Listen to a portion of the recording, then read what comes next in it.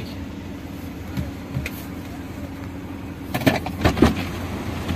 Bolay ho, bolay. Bolluyor gittik. Be? Ne ettin ay?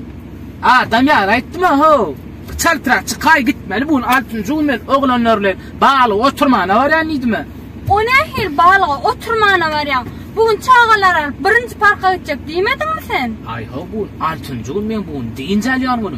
Oğlanlarla üyüşeceğiz, oturmana bağlı tutmana bağlı imana gideceğiz. O ne her altıncı gün? Dur. Bugün beşinci gün ne? Bugün altıncı gün. Men oğlanlarla bağlı gideceğim.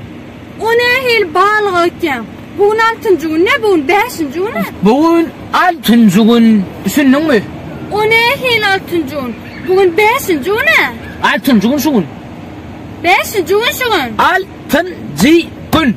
Kaka, bugün 5. gün bugün 5 okuduk. Ertir 6. gün 4 koyat.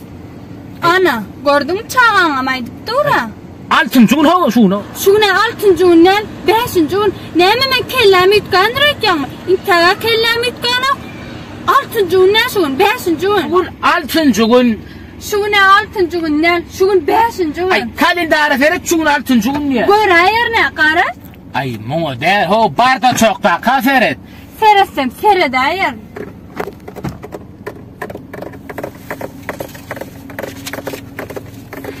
Vay. Hoşum varsın.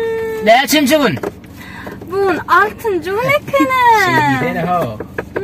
Neçinci gün neydim? Hoşum varsın. Altıncı gün eken bugün. Şeydi. Oğlum. Ne? Bugün altıncı gün eken. Bugün doğrudan 6. gün kene. Şeydiğin de he. Ne şeydiğim elle? Arık kaynı gidiver bağlı. Gidiyorum elle mi? Gidiver. Diyorum onu.